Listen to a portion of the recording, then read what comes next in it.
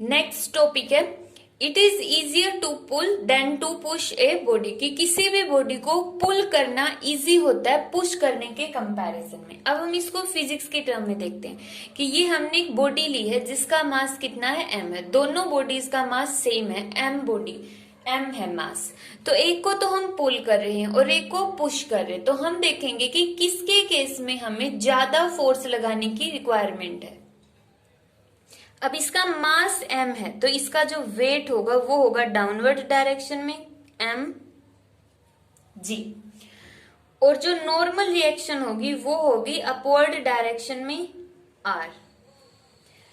अब मान लेते यहाँ पे हम पुल कर रहे हैं, तो पुल करेंगे तो फोर्स की डायरेक्शन आएगी इस तरफ, क्योंकि हम इस बॉडी को यहां से पकड़कर खींच रहे हैं, ऐसे खींच रहे हैं इस बॉडी को, इस तरह से पुल करे तो फोर्स की डायरेक्शन है उस तरफ, तो फोर्स हो गया ये वाला। अब इसने हॉरिजेंटल के साथ एंगल बनाया है थीटा, तो हमने ये एंगल मान लिया थीटा एंगल हो गया।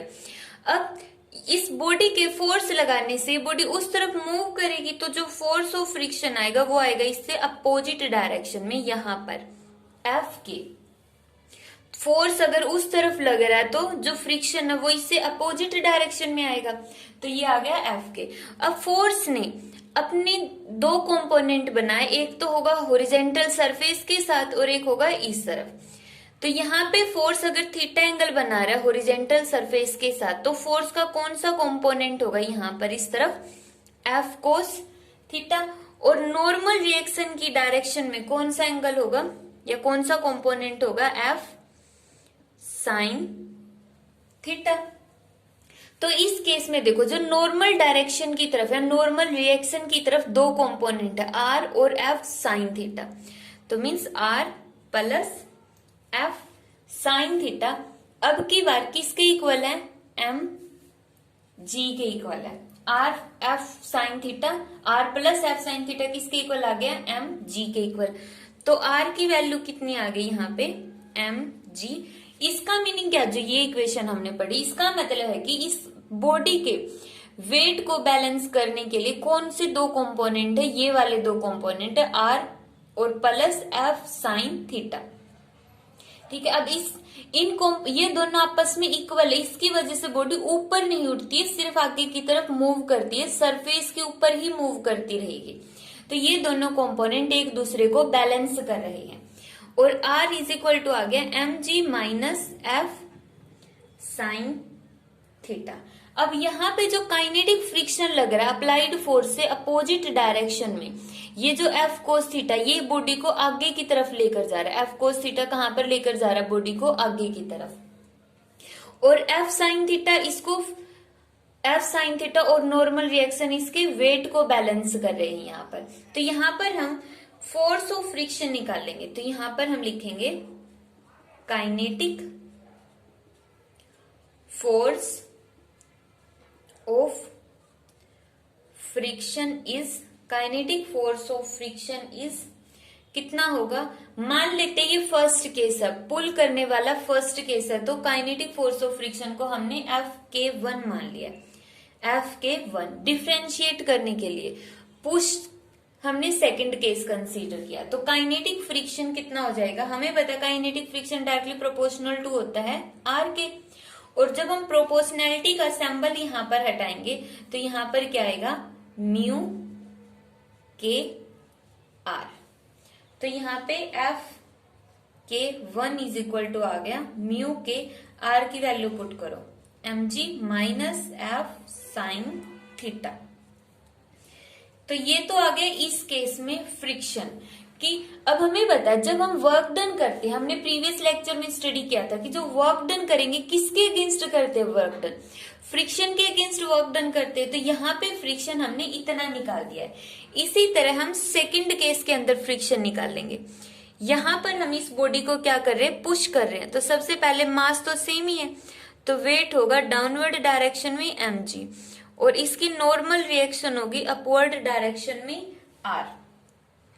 अब बॉडी को पुश करने का मतलब ये बॉडी ऐसे रखी हो, हम इसको इस तरह से पुश कर रहे हैं, इसको इस तरह से हम इसको पुश करेंगे डाउनवर्ड डायरेक्शन में, तो फोर्स की डायरेक्शन हो गई इस तरफ, पहले में तो फोर्स हम पुल कर रहे थे, बॉडी को इस तरफ पुल कर रहे थे, इसमें हम बॉडी को पुश कर रहे इस तरफ, तो फोर्स की डायरेक्शन हो गई ये। अब फोर्स ने यहाँ पे ये एंगल बना, अभी भी कितना है, थीटा। अब फोर्स का कंपोनेंट कैसे बनाएंगे, ऐसे इस डायरेक्शन के साथ तो हम कंपोनेंट बना नहीं सकते हैं, डायरेक्शन सेम होनी चाहिए, ये बाहर की तरफ होनी चाहिए, सेम डायरेक्शन में तो कंपोनेंट बनेंगे दोनों के। जैसे नॉर्मल रिएक्शन की डायरेक्शन इस तरफ है, तो फोर्स की डायरेक्शन भी उसी तरफ होनी चाहिए, बाहर की तरफ, तभी हम कंपोनेंट बना सकते हैं। अब इस केस में हम कंपोनेंट कैसे बनाएंगे, एफ को आगे की तरफ मूव कर दो, इस तरफ, यहाँ पे फोर्स की डायरेक्शन यही है, कोई डिफरेंस नहीं है। ये एंगल थीटा है तो ये एंगल भी कितना होगा, थीटा होगा। वर्टिकली अपोजिट एंगल हो गए दोनों के दोनों, वर्टिकली अपोजिट एंगल। अब देखो फोर्स ने इसके साथ थीटा एंगल बनाया, तो यहाँ पे कौन सा कंपोनेंट आ गया, अब डिवाइड कर सकते हैं हम फोर्स को दो कंपोनेंट में। क्यों, क्योंकि फोर्स की डायरेक्शन भी यही है और mg की डायरेक्शन भी यही है। अब डिवाइड कर देंगे हम, तो ये कौन सा हो जाएगा, थीटा एंगल जिसके साथ बनता है उसके साथ आता है cos theta, F cos theta, और दूसरी तरफ यहाँ पे आ जाएगा एफ साइन थीटा। अब की बार जो साइन थीटा कंपोनेंट है वो वेट की डायरेक्शन में है, तो इस केस में जो नॉर्मल रिएक्शन है आर, वो किसके इक्वल आ गए, नॉर्मल रिएक्शन की डायरेक्शन तो अपवर्ड है, डाउनवर्ड में डायरेक्शन कौन किस किस की है, वेट की और एफ साइन थीटा। इसलिए यहाँ पर जो नॉर्मल रिएक्शन है उसकी वैल्यू कितनी आ जाती है, mg plus F sine theta, means normal reaction in दोनों को बैलेंस किए हुए है। तो अब यहाँ पे काइनेटिक फोर्स ऑफ फ्रिक्शन कितना आएगा, kinetic force of friction, kinetic force of friction इस केस में अब बॉडी को पुश करेंगे। जैसे ये बॉडी है, अगर मैं इसको इस तरफ से फोर्स लगाकर पुश कर रही हूं तो बॉडी की मूवमेंट तो इस तरफ है, तो इसका मतलब फोर्स ऑफ फ्रिक्शन आएगा इस तरफ, F(K2). फोर्स ऑफ फ्रिक्शन हमेशा बॉडी की मोशन के अपोजिट होता है। अगर बॉडी इस तरफ मूव करे तो फोर्स ऑफ फ्रिक्शन उस तरफ जाएगा, बॉडी इस तरफ मूव कर गई तो फोर्स ऑफ फ्रिक्शन इस तरफ आ गया, और अगर बॉडी इस तरफ मूव कर रही है तो फोर्स ऑफ फ्रिक्शन आएगा इस तरफ। तो यहाँ पे फोर्स ऑफ फ्रिक्शन को हमने मान लिया F(K2), जो किसके इक्वल होगा, म्यू के आर। अब म्यू के को एज इट इज आर की जगह पुट करोगे, mg plus F sine theta, ये आ गया F(K2). सेकंड केस के अंदर फ्रिक्शन। अब ये देखो यहाँ पे जो फोर्स ऑफ फ्रिक्शन है म्यू के सेम है दोनों के अंदर, mg भी सेम है, इसमें तो फोर्स ऑफ फ्रिक्शन में से F sine theta component minus हो गया और इसमें F sine theta component add हो गया। तो यहां से हम बोल सकते हैं कि जो फोर्स ऑफ फ्रिक्शन सेकंड है, सेकंड केस में फ्रिक्शन क्या होगा, ज्यादा होगा फर्स्ट के कंपैरिजन में। इसमें फ्रिक्शन मींस पुश करने में फ्रिक्शन ज्यादा लग रहा है फर्स्ट के कंपैरिजन में। अब हमें बताए अगर फ्रिक्शन ज्यादा है, अगर फ्रिक्शन बड़ा है, फ्रिक्शन बड़ा है तो इसका मतलब हमें क्या है, वर्क डन भी ज्यादा करना पड़ेगा, वर्क डन भी ज्यादा करना पड़ेगा, वर्क डन ज्यादा करना पड़ेगा अगर फ्रिक्शन ज्यादा होगा। अब वर्क डन ज्यादा करने का मतलब हमने ज्यादा फोर्स लगाना पड़ेगा, मतलब वर्क डन ज्यादा का मतलब ज्यादा फोर्स लगाना पड़ेगा, हमें एफर्ट ज्यादा करने पड़ेंगे, एफर्ट बढ़ जाएंगे हमारे, एफर्ट इंक्रीज हो जाएंगे। और इस वजह से किसी भी बॉडी को पुश करना क्या होता है, बहुत ही ज्यादा टफ होता है पुल करने के कंपैरिजन में। पुल हम उसको इजीली कर सकते हैं क्योंकि पुल करने में फ्रिक्शन क्या होता है, कम होता है, पुल करने में फ्रिक्शन कम हो गया।